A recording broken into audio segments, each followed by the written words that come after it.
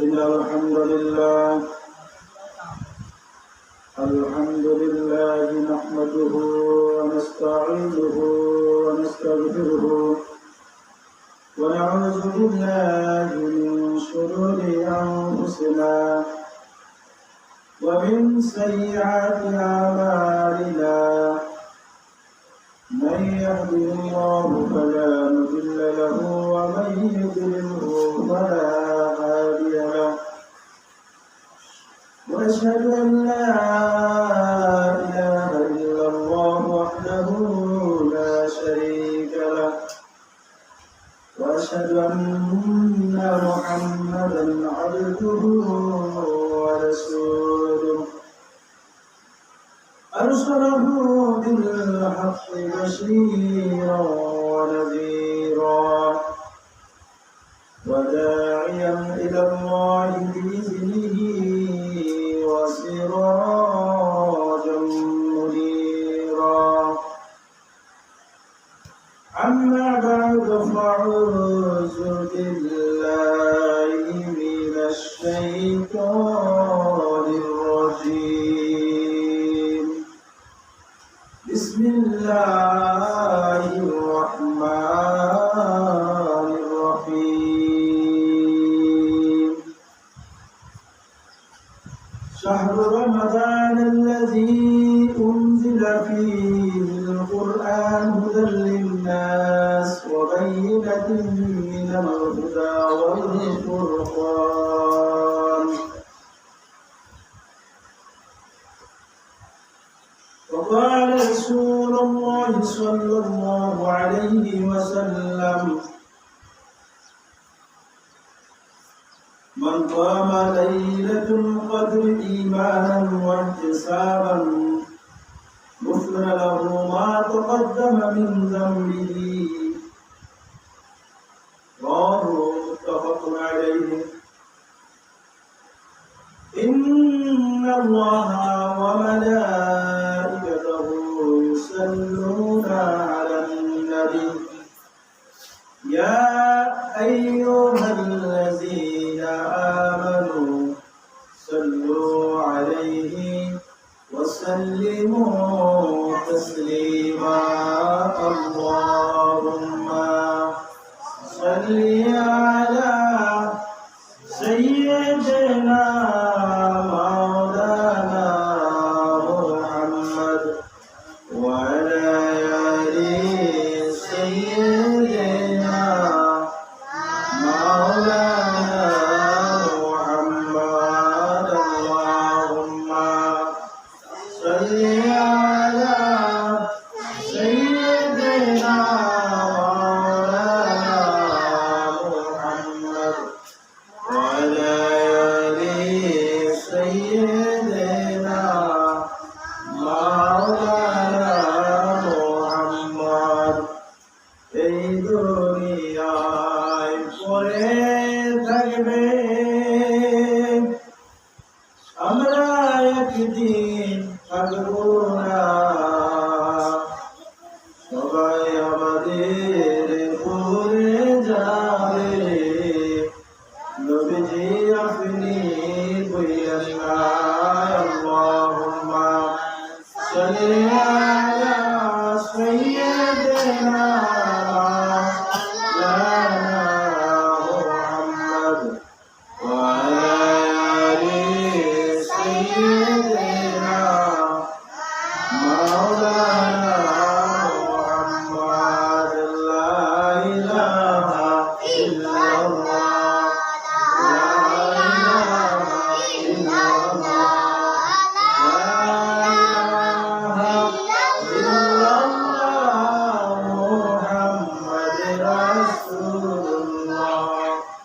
حسبي ربي جل الله ما في قلبي غير الله نور محمد صلى الله لا إله إلا الله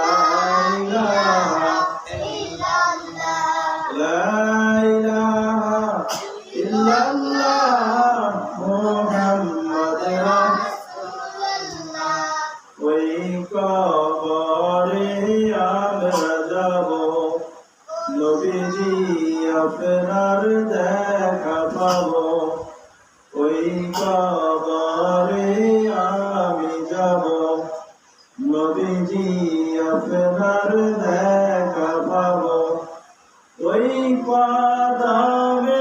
চুমা খাবো উড়াবো মনের জ্বালা লা ইলাহা ইল্লাল্লাহ ও লা ইলাহা ইল্লাল্লাহ লা ইলাহা ইল্লাল্লাহ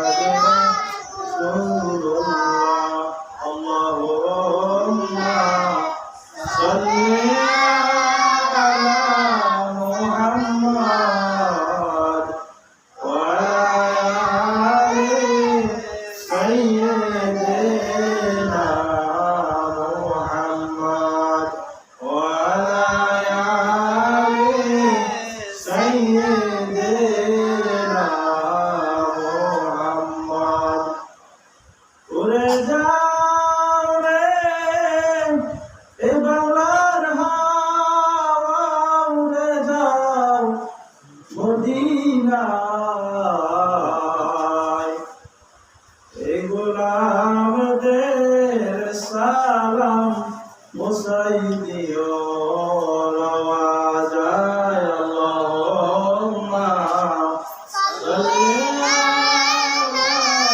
মুহাম্মাদ ওয়া আলা আলি সাইয়্যিদিনা মুহাম্মাদ ওয়া আলা আলি সাইয়্যিদিনা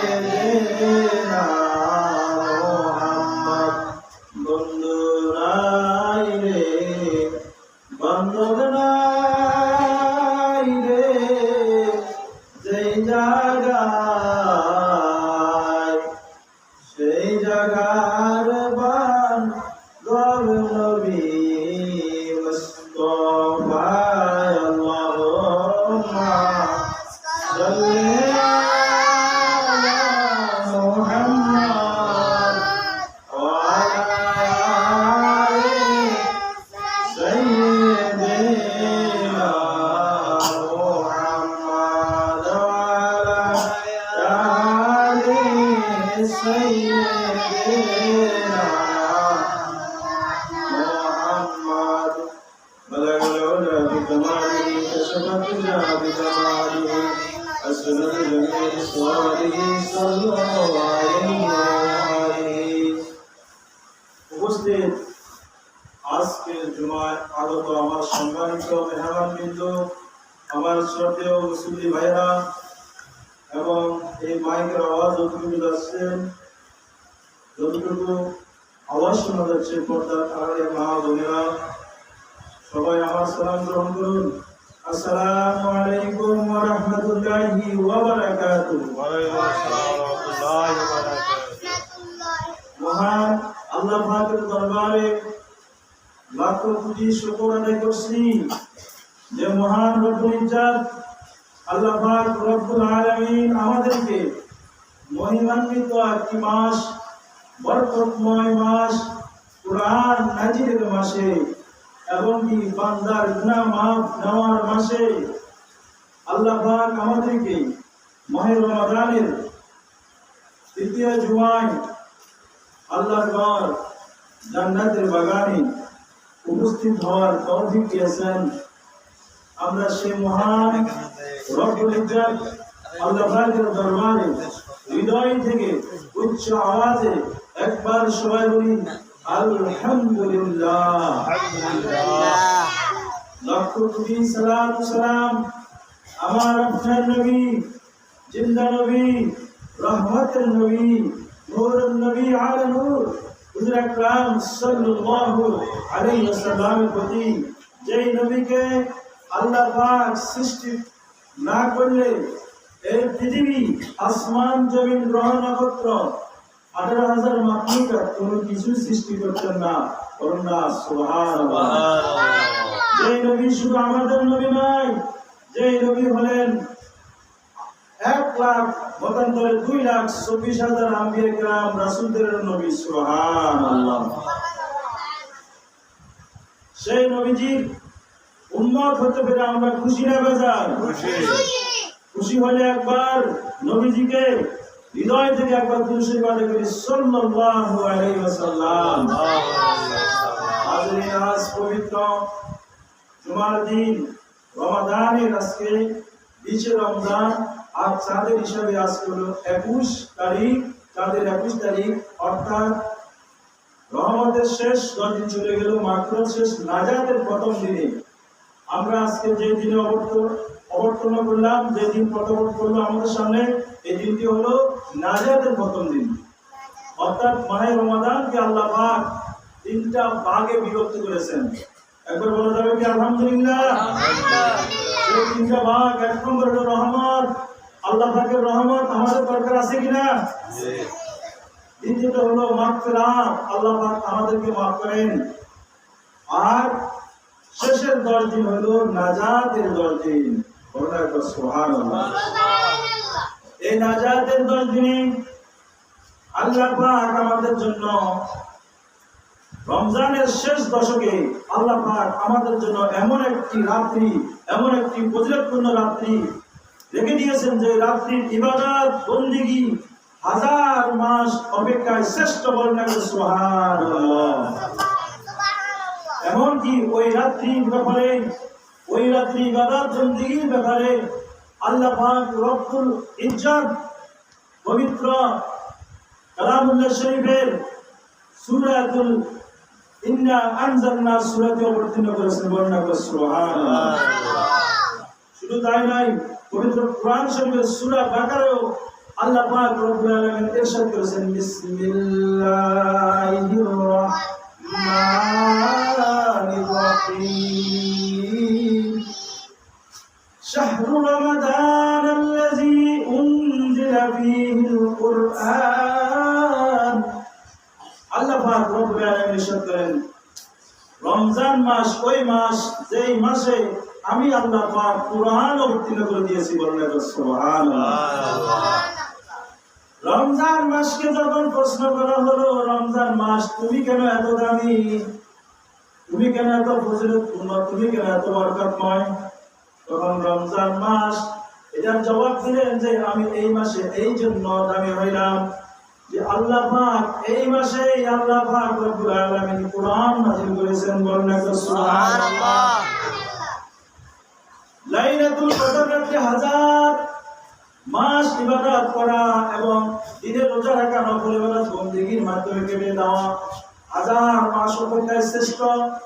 এটা আল্লাহ পাক রব্বুল আলামিন আমার আপনার নবীকে আল্লাহ পাক এই উপহার হিসেবে আমাদের জন্য, উম্মতে মুহাম্মাদের জন্য দিয়েছেন। বলেন সুবহানাল্লাহ। হুজুর পাক সাল্লাল্লাহু আলাইহি ওয়াসাল্লাম সাহাবায়ে কেরামদেরকে নিয়ে মসজিদে নববীতে বয়ান করতেছেন। বিভিন্ন উম্মতের, বিভিন্ন নবীদের উম্মতেরা 1000 বছর, 900 বছর, 800 বছর ইবাদত বন্দেগী করেন। এমনকি তারা ইবাদত বন্দেগী করে অনেক পদমর্যাদা তারা আল্লাহর পক্ষ থেকে পেয়েছেন। অনেক বছর হায়াত পেলে অনেক ইবাদত করতে পারে, ঠিক কিনা? এই বয়ান যখন করলেন, তখন সাহাবায়ে কেরাম বললেন, ইয়া রাসূলুল্লাহ ওয়া ইয়া হাবিবাল্লাহ, আমরা তো তাদের মতো 1000 বছর আমরা হায়াত পাবো না, আমরা তো আসতে 900 বছর ইবাদত পাবো না, হায়াত পাবো না, এত ইবাদত আমরা কিভাবে করব? আমাদের অল্প একটু সময় 50-60 বছর বয়সে আমরা মারা যাই, এর ভিতরে আমাদের শিশুকাল চলে যায় খেলায় খেলায়, যৌবনকাল আমাদের চলে যায় রং তামাশায়, বৃদ্ধকাল চলে যায় আমাদের ভুল ভ্রান্তিতে। আব্বা বলি না, আল্লাহ বলি, কেউ বলতেও পারে না। বসত করছে নাকি বসত করে গেছে তাও বলতে পারে না। তার মানে আমাদের 3টা কাল, শিশুকাল আমাদের খেলায় খেলায় খেলাধুলা চলে গেছে, যৌবনকাল আমরা রং তামাশায়, মোবাইল, ফেসবুক, টুইটার, বিভিন্ন কিছু গান বাজনা, সিনেমা, এগুলোর মধ্যে রাজনৈতিক দল দলাদলি, এগুলো নিয়ে আমরা কাটে দিচ্ছি, ঠিক কিনা? কোন সময় যে আমাদের যৌবনটা চলে যাচ্ছে সেটা আমরা দেখতেও পাই না।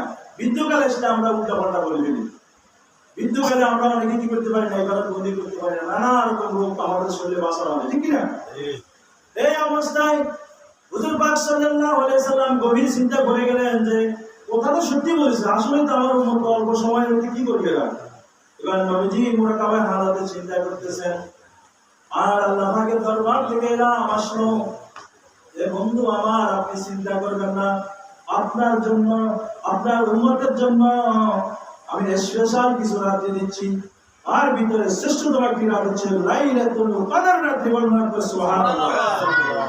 আল্লাহ পাক রব্বুল আলামিন এই কদর রাত্রির মুহূর্ত বর্ণনা করতে গিয়ে আরশাদ করেন, বিসমিল্লাহির রহমানির রহিম, ইন্না আনজালনাহু ফি লাইলাতিল কদর, লাইলাতুল কদরি খায়রুম মিন আলফি শাহর, তানাজ্জালুল মালাইকাতু ওয়ার রূহু ফিহা বিইذনি রাব্বিহিম মিন কুল্লি আমরিন সালাম, সালামুন হিয়া হাত্তা মাতলাইল ফাজর।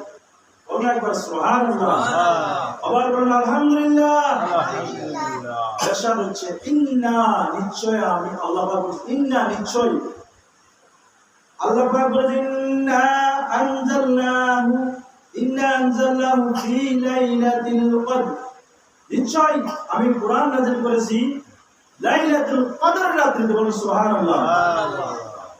এবার আল্লাহ পাক বলেছেন লাইলাতুল কদরি খায়রুম মিন আলফি শাহর, যে আপনি কি জানেন লাইলাতুল কদরি খায়রুম মিন, লাইলাতুল কদর রাত্রিটা কেমন রাত্রি এই সম্পর্কে কি আপনি জানেন?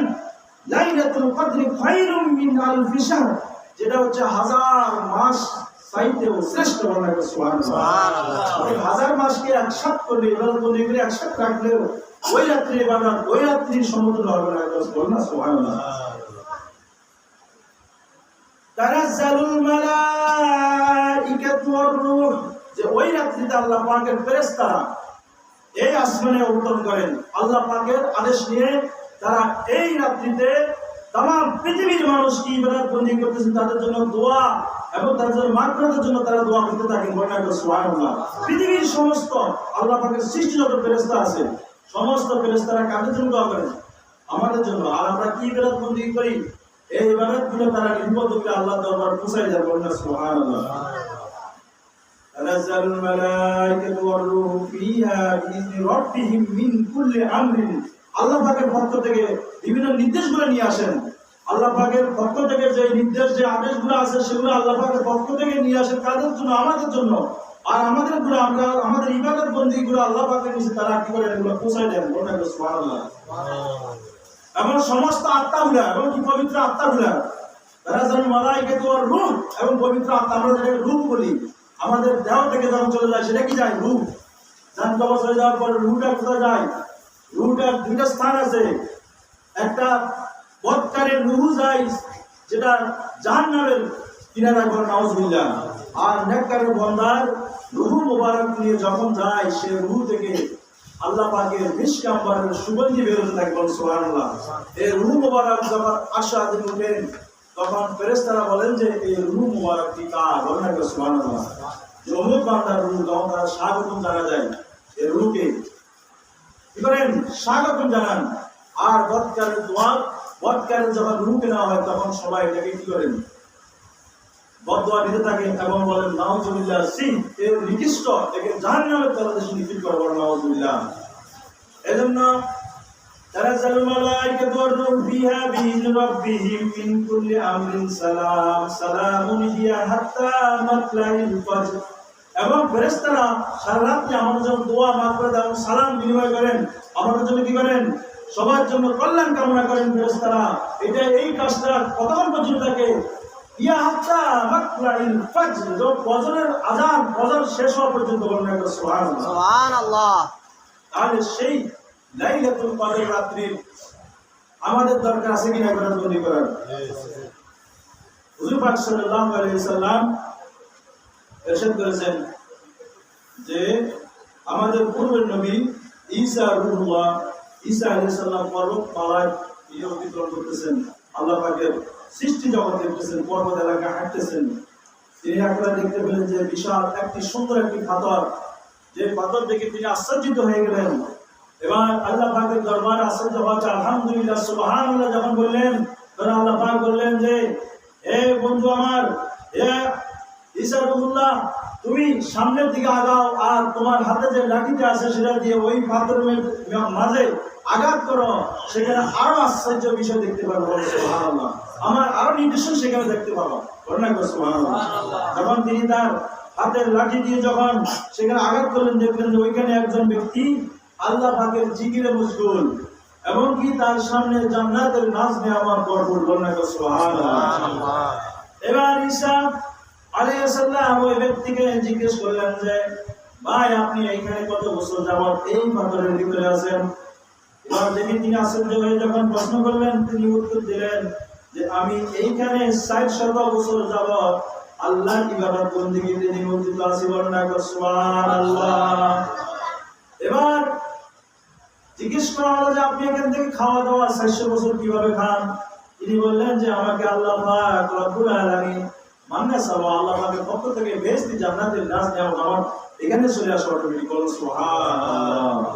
এবার তিনি আরো আশ্চর্য হয়ে গেলেন, আল্লাহর কাছে প্রশ্ন করলেন, আল্লাহ বারালাহি, যে ব্যক্তিকে দেখলাম এত ফজিলতপূর্ণ একজন ব্যক্তি, একজন বুজুর্গ ব্যক্তি, এমনকি যাকে আপনি এই দুনিয়ার বুকে নাজ নেওয়ার মতো ভোগ করার তৌফিক দিয়েছেন, এর সাথে কি কোনো ফজিলতপূর্ণ দুনিয়াতে কোনো লোক আছে কিনা? আল্লাহর কাছে তিনি কি করলেন? প্রশ্ন করলেন, বা এর সাথে কোনো দামি মানুষ আসবে কিনা এই দুনিয়াতে? তখন আল্লাহ পাক রব্বুল আলামিন বলেছেন, এর সাথে ফজিলতপূর্ণ ব্যক্তি, এর সাথে দামি মানুষ এই দুনিয়াতে আসবেন, তারা হবেন আমার বন্ধু মুহাম্মদুর রাসূলুল্লাহ সাল্লাল্লাহু আলাইহি ওয়াসাল্লামের উম্মত। বলেন সুবহানাল্লাহ। এই কথা শুনে ঈসা আলাইহিস সালাম তখন বললেন, বারালাহি, আমাকে আপনি ওই নবীর উম্মত হিসেবে কবুল করেন, আমি সেই নবীর উম্মত হতে চাই। আল্লাহর দরবারে তিনি ফরিয়াদ করলেন, আল্লাহ পাক রব্বুল আলামিন ঈসা আলাইহিস সালামের দোয়া ফরিয়াদ কবুল করলেন, তিনি আমাদের নবীর উম্মতে এই দুনিয়াতে আবার একজন করলেন। সুবহানাল্লাহ। আল্লাহ পাক রব্বুল আলামিন এই লাইলাতুল কদর রাত্রিতে পৃথিবীর সমস্ত মুমিন মুসলমান বান্দার অতীতের সমস্ত গুনাহগুলি ক্ষমা করে দিবেন। বলেন সুবহানাল্লাহ। যে ব্যক্তি দিনে রোজা রাখলো আর রাত্রি ইবাদত করলো, হুজুর পাক সাল্লাল্লাহু আলাইহি ওয়াসাল্লাম বললেন, আন আবি হুরায়রা রাদিয়াল্লাহু তাআলা আনহু قال رسول الله صلى الله عليه وسلم من قام ليلة القدر إيمانا واحتسابا غفر له ما تقدم من ذنبه।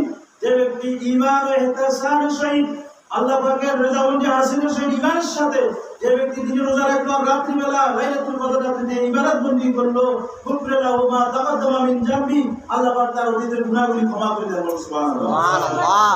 তার আমলনামায় ১০০০ বছর ১০০০ মাসের আমলের সমতুল্য সওয়াব তার আমলনামায় লেখা হয়, আর অন্যদিকে তার জীবনের গুনাহগুলি কি করা হয়? মাফ করে দেওয়া হয়। কিন্তু আল্লাহ পাক রব্বুল আলামিন ৩ ধরনের লোককে আল্লাহ পাক ক্ষমা করবেন না। এক ধরনের ব্যক্তি যারা সুদ খায়, কি খায়? ২ নম্বর হলো যারা অহংকারী ব্যক্তি, এই দুনিয়ার বুকে তারা বিভিন্ন টাকা করে অহংকার করে। ৩ নম্বর ওই ব্যক্তি যে তার পিতা মাতা অবৈধ হয়ে মা বাবাকে বৃদ্ধাশ্রমে পাঠায় দিয়ে নিজের বউ বাচ্চা নিয়ে ভালো করে খাওয়া দাওয়া করতেছে। ওই ধরনের লোকগুলাকে আল্লাহ পাক ওই রাত্রিতে ক্ষমা করবে না যতক্ষণ পর্যন্ত না সে নিজে তার মা বাবা থেকে ক্ষমা না নিতে পারে, পরের হক যেটা নষ্ট করছে সেটাতে বর্জনাকে। এই ৩ শ্রেণীর লোক ছাড়া আপনারা অবশ্যই ৩ শ্রেণীর মধ্যে নাই। আশা করি আপনাদেরকে আমাদেরকে আল্লাহ পাক রব্বুল আলামিন ওই রাত্রিতে যদি আমরা ফজর পর্যন্ত আমল থেকে যদি আল্লাহর দরবারে কান্নাকাটি করি, ইনশাআল্লাহ আল্লাহ পাক রব্বুল আলামিন আমাদের ক্ষমা করে দিতে পারেন কিনা? আল্লাহ পাক রব্বুল আলামিন আমাদেরকে ক্ষমা করতে অবশ্যই দিবেন। ওই রাত্রিতে আরো অনেক ফজিলতপূর্ণ ইবাদত আমাদের জন্য আছে।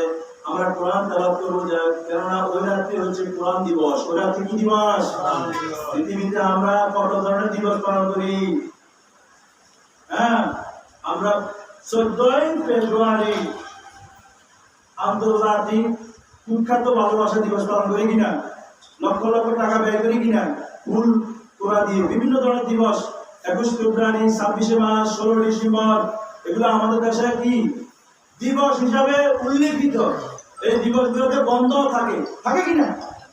কিন্তু এমন একটি দিবস যে দিবসে আল্লাহর কুরআন নাযিল হয়েছে, সেটা হলো সবচেয়ে বড় ফজিলতপূর্ণ রাত্রি। ওই রাত্রিতে আমরা অবশ্যই কুরআন তেলাওয়াত করব। আর ওই রাত্রিতে আরেকটা ইবাদত করা যায়, সেটা হলো হুজুর পাক সাল্লাল্লাহু আলাইহি সাল্লাম ওই রাত্রিতে জান্নাতুল বাকিতে তিনি কবর জিয়ারত করতেন। মা খাদিজাতুল কুবরা, হুজুরের আব্বা আম্মা, হুজুরের চাচা চাচি, আত্মীয় স্বজন দ্বারা হুজুর পাক সাল্লাল্লাহু আলাইহি ওয়াসাল্লাম ওই রাত্রিতে একই বিছানায় মা আয়েশা রাদিয়াল্লাহু তাআলা আনহার সাথে ছিলেন। তিনি গভীর রাতে উঠে গিয়ে কি করলেন? জান্নাতুল বাকি দিকে কবর জিয়ারত করতে থাকলেন। বলেন সুবহানাল্লাহ। মা আয়েশা রাদিয়াল্লাহু তাআলা আনহা তিনি ঘুম থেকে উঠে দেখলেন যে হুজুর পাশে নাই। তিনি চিন্তা করলেন না জানি কোথায় গেলেন। শুধু থেকে হাঁটি গিয়ে দেখতেছেন যে তিনি জান্নাতের বাকির পাশে। তিনি এখানে সাহাবায়ে কেরামদের এবং তার আত্মীয়স্বজনদের কি করতেছেন? কবর জিয়ারত করতেছেন, মাজার জিয়ারত করতেছেন। তাহলে এখান থেকে আমরা বুঝতে পারলাম কবর জিয়ারত, মাজার জিয়ারত করা জায়েজ না নাজায়েজ? জায়েজ। জায়েজ না নাজায়েজ? জায়েজ। তাহলে হুজুর পাক সাল্লাল্লাহু আলাইহি সাল্লাম যদি নিজে কবর জিয়ারত করতে পারেন পিতামাতা আত্মীয়স্বজনের জন্য, এখন বর্তমানে কিছু লোক ইউটিউবে বাইরে হয়েছে, তারা বলতেছে আল্লাহর নবীর পিতামাতা নাকি জাহান্নামী। বলেন আউযুবিল্লাহ। যারা বলবে আল্লাহর নবীর মা জাহান্নামী, বাবা জাহান্নামী, আল্লাহ পাক রব্বুল আলামিন তার 14 গোষ্ঠী সহকে জাহান্নামে নিক্ষিপ্ত করবেন। বলেন নাউযুবিল্লাহ। মা আমানার জিন্দেগি যারা পড়াশোনা করছে তারা জানেন মা আমানার জীবনকালে কোন পুরুষ তাকে দেখে নাই। বলেন সুবহানাল্লাহ। মা আমানার জিন্দেগিতে হুজুর পাক সাল্লাল্লাহু আলাইহি সাল্লামের বাবা খাজা আব্দুল্লাহর সাথে বিবাহের পূর্বে কোন পুরুষ মা আমানাকে দেখে নাই। বলেন সুবহানাল্লাহ। তিনি ছিলেন মদিনার সবচাইতে কুমারী, সবচাইতে সুন্দরী, গুণবতী একজন নারী ছিলেন, পাক পবিত্র নারী ছিলেন। খাজা আব্দুল্লাহ ছিলেন এমন একজন ব্যক্তি যিনি আব্দুল মুত্তালিবের 10 থেকে 11 জন সন্তানের ভিতরে তিনি একবার দেখলেন আরবের মধ্যে যে আমরা এখন জমজম কূপ বলি, এই কূপের পানি একবার শুকিয়ে গেছে। ওই পানি কূপ থেকে পানি নিয়ে মানুষ জীবিকা নির্বাহ করত। তারা ওই পানি বন্ধ হওয়াতে এখন মানুষ হাহাকার, মানুষ মারা যাচ্ছে। ওই মসজিদে খানায় কাবার তত্ত্বাবধানকারী ওই রাষ্ট্রের প্রেসিডেন্ট ছিলেন খাজা আব্দুল মুত্তালিব, আমাদের নবীর দাদা। বলেন একবার সুবহানাল্লাহ। সবাই আসলেন, আসে বলতেছেন হুজুর গো, আমরা তো চতুর্দিকে আমরা মারা যাচ্ছি পানির অভাবে, আপনি আমাদের জন্য একটু আল্লাহর দরবারে ফরিয়াদ করুন। আপনি তো আল্লাহর ঘরে খাদেম, আপনি এই ঘরে তত্ত্বাবধান করেন, আপনার দোয়া আল্লাহ কবুল করবে। আল্লাহ পাক রব্বুল আলামিনের দরবারে খাজা আব্দুল মুত্তালিব নবীজির দাদা যখন দোয়া করলেন, আল্লাহ দুনিয়ার বুকে পানি বন্ধ হয়ে গেছে, আপনি যদি এই পানি বর্ষিত না করেন, পানি যদি না দেন, আমরা কাকে সিজদা করব, কাকে ইবাদত করব? এভাবে বিভিন্ন ধরনের দোয়া করতে থাকেন। একদিন নয়, দুদিন নয়, তিনি এভাবে দীর্ঘ 6 থেকে 7 দিন তিনি দোয়া করতে লাগলেন, কিন্তু এখনো কিন্তু পানি হচ্ছে না। এবার তিনি কুরবানি নিয়ত করলেন যে আল্লাহ আমার সন্তানদের ভিতরে আমি একটা সন্তানকে এই খানায় কাবার পাশে আমি জবাই করে আপনার জন্য কুরবানি করে দিব। বলেন সুবহানাল্লাহ। এই নিয়ত যখন করলেন, তার জন্য জবাই করবেন আল্লাহর জন্য, আমার সন্তানকে আমি কুরবান করলাম আপনার জন্য। সর্বপ্রথম তিনি যখন এই নিয়ত করলেন যে আমার সন্তানকে আমি কুরবানি করব, তখন তিনি সন্তানগুলো যখন নিয়ত করলেন, তখন কিছুক্ষণ পরে দেখলেন যে ওইখান থেকে পানি উত্তোলন হতে লাগলো, আল্লাহর রহমতের পানি কি হতে লাগলো, উঠতে লাগলো। এবার কিছুদিন যাওয়ার পরে তার ওসিয়ত তিনি পূর্ণ করতে হবে। এবার সন্তানগুলোকে একসাথে করলেন, আসি বললেন বাবারা, আমি তো আল্লাহর দরবারে একটা নিয়ত করছি, তোমাদের মাঝ থেকে একজনকে মনে যেতে হবে, একজনকে আল্লাহর দরবারে যেতে হবে, আমি এটা নিয়ত করেছি, তোমরা কারা রাজি আছো? তোমাদের মধ্যে কি রাজি আছো সে আমার সামনে আসো। বড় থেকে ছোট করি, একদম ছোট তো খাজা আব্দুল্লাহ, তার সামনে যতগুলো আছে কেউ রাজি হচ্ছে না, কেউ কি হচ্ছে না। কিন্তু আমাদের নবীজির আব্বা বলেন খাজা আব্দুল্লাহ, কি খাজা আব্দুল্লাহ, তিনি রাজি হলেন যে বাবা আমি রাজি আছি। কার জন্য? উম্মতে মুহাম্মাদীর জীবন বাঁচানোর জন্য পানি উত্তোলন করা হয়েছে। যার উম্মতের বাঁচানোর জন্য তাকে কুরবানি দিচ্ছেন আমার আপনার নবীর আব্বাকে। এজন্য নবীজি বলছেন আমি হইলাম 2 জন জবিউল্লাহর সন্তান। বলেন সুবহানাল্লাহ। একজন হইলেন বাবা ইব্রাহিম আলাইহিস সালাম, যিনি মিল্লাত আবিকুম ইব্রাহিম, তিনি ইসমাঈল আলাইহিস সালামের কুরবানি দিচ্ছেন আমাদের জন্য। অনুরূপভাবে আবার দ্বিতীয়তে খাজা আব্দুল্লাহ, যিনি আমাদের পানির জন্য, আমাদের জীবনের জন্য কুরবানি হচ্ছেন আল্লাহর দরবারে। এবার যখন তিনি রাজি হলেন, মদিনার বাজারে যখন তারাকে নিচ্ছেন, প্রকাশ্যভাবে তারাকে কি করবেন, কুরবান দেওয়া হবে। এবার যুবক যুবতীরা যারা ব্যবসা বাণিজ্য করেন, তারা খাজা আব্দুল্লাহর কপালে ছিল নূরে মুহাম্মদী, কি ছিল? নূরে মোহাম্মদী ছিলেন তার কপালে, অর্থাৎ তার চেহারা ছিল এত সুন্দর, আরবের মধ্যে এত সুন্দর চেহারা সম্পূর্ণ যুবক ছিলেন না। সুবহানাল্লাহ। যার চেহারা দেখি ব্যবসা গেলে ব্যবসা লাভবান হয়ে যাবো, সুবহানাল্লাহ। যার চেহারা দেখি অসুস্থ ব্যক্তি সুস্থ হয়ে যাবো না, এখন সুবহানাল্লাহ। এই ব্যক্তি কি কোরবান দেওয়া কি সম্ভব? এবার সমস্ত যুবকরা আন্দোলন শুরু করে দিলেন। যেমন বাংলাদেশের মধ্যে বিভিন্ন আন্দোলন শুরু হয়ে যায় যে তাকে ছাড়তে হবে, নাহলে আগুন জ্বলবে ঘরে ঘরে, বলে কিনা? এবার সবাই যুবকরা বললো মদিনার বাজারে গলিতে গলিতে খাজা আব্দুল্লাহর কিছু হলে আগুন জ্বলবে ঘরে ঘরে। আগুন জ্বলবে কি? খাজা আব্দুল্লাহকে আমরা কোরবান দিতে দিব না। এবার তারা সবাই আন্দোলন শুরু করে দিলেন। এবার তিনি চিন্তা করে গেলেন, কিছুক্ষণ পরে ঘন্টাখানি পরে দিলেন যুবদিনে আবার আন্দোলন শুরু করে দিল যে না, ওনাকে কিছু করা যাবে না, ওনাকে বাদ দিয়ে আমাদেরকে জমা করেন, বলেন সুবহানাল্লাহ। এবার তিনি ওই তৎকালীন যুগের মুন্সিদের কাছে গেলেন, একজন পাদ্রী ছিলেন, ইঞ্জিলের কিতাবের, তার কাছে বললেন আমি এই কি করতে হবে, আমি তো নিয়ত করে ফেলছি আমার সন্তানকে জমা করবো আল্লাহর জন্য। তিনি বললেন যে আপনি এর পরিবর্তে একটা কাজ করতে পারেন, আপনি একটা লটারির মাধ্যমে 100টা তুম্বা, আপনি 100টার নাম লেখেন, আর জায়গায় আপনার সন্তানের নাম লেখেন, যার নাম লটারি উঠবে তাকে আপনি কোরবানি দিবেন। এভাবে যখন লটারি দিলেন, প্রথম লটারির মধ্যে খাজা আব্দুল্লাহ নাম উঠছে, সুবহানাল্লাহ। এভাবে একবার না দুইবার যতবার নাম উঠে, কিন্তু সবাই কিন্তু না হবে না, ওনাকে কোরবান দেওয়া হবে না, আমরা সবাই এখানে এটা মানতে পারি না। যখন এভাবে একবার না দুইবার না 99 বার ওনার নাম উঠছে, কতবার? সর্বশেষ এখন আরবের যুবক নারী পুরুষ সবাই বলতেছে যে আর একবার চাই, আর একবার যদি ওনার নাম উঠে, আমাদের দাবি নাই, তবে আর একবার মন চাই, আপনারা আরেকবার একটু দেখেন। এবার 100 বার যখন পনেরো দেখলেন যে সেখানে ওই উম্মার নাম উঠছে, সুবহানাল্লাহ। তাহলে যিনি এই উম্মতে মুহাম্মাদের জন্য, যিনি যুবক বয়সে যিনি নিজের কোরবান হওয়ার জন্য প্রস্তুত ছিলেন, সেই লোকটার নাম কি?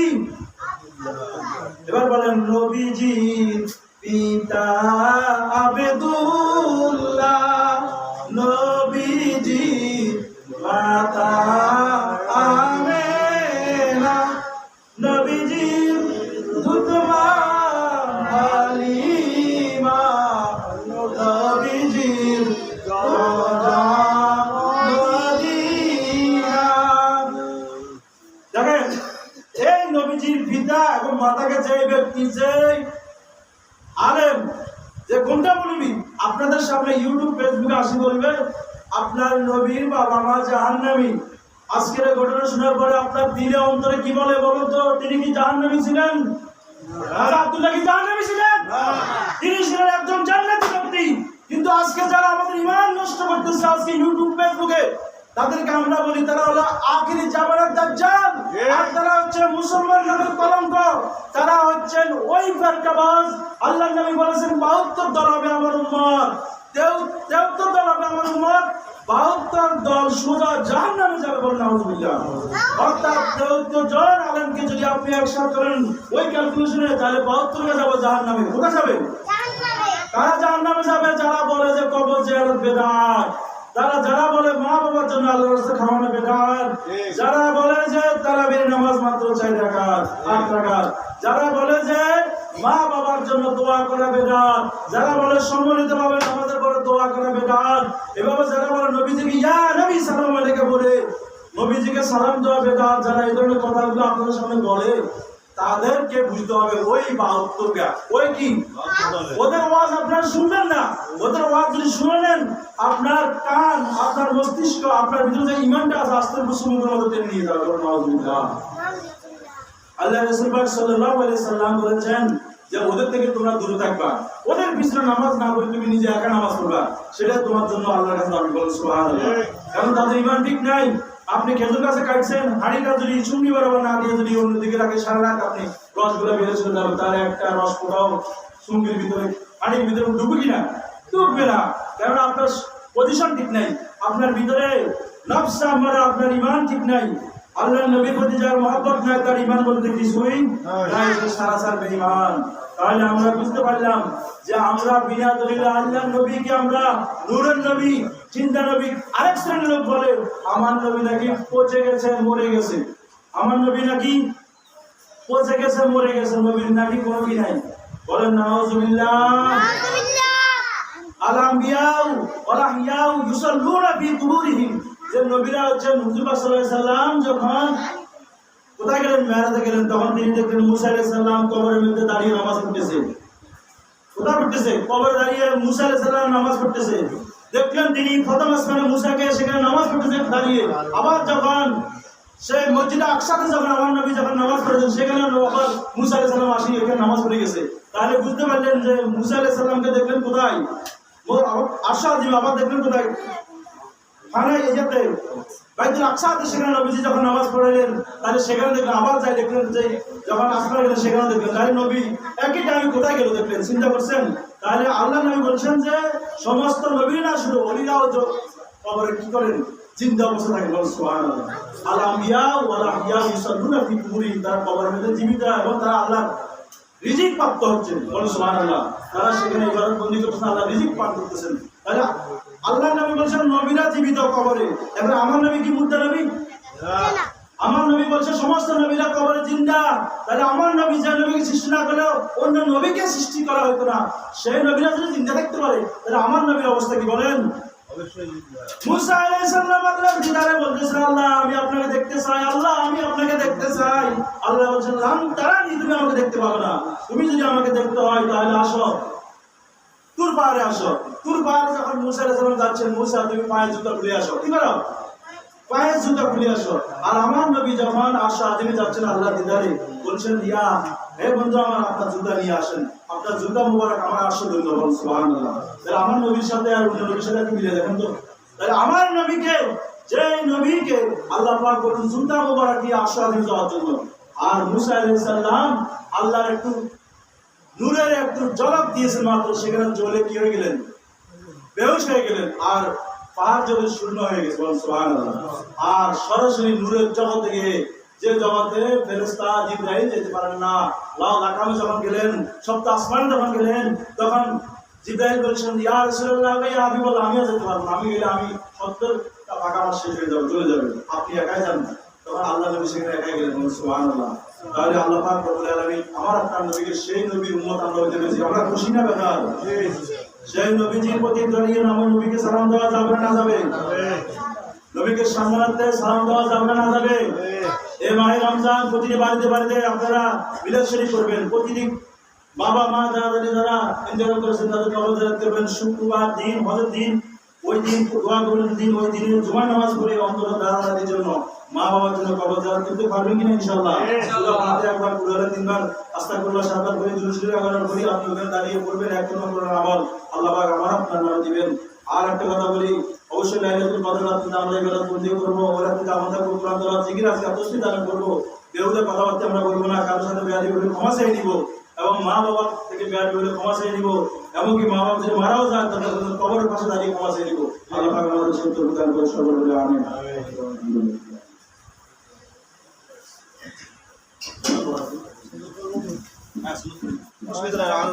দশ মিনিট 5 মিনিট লেটে বসে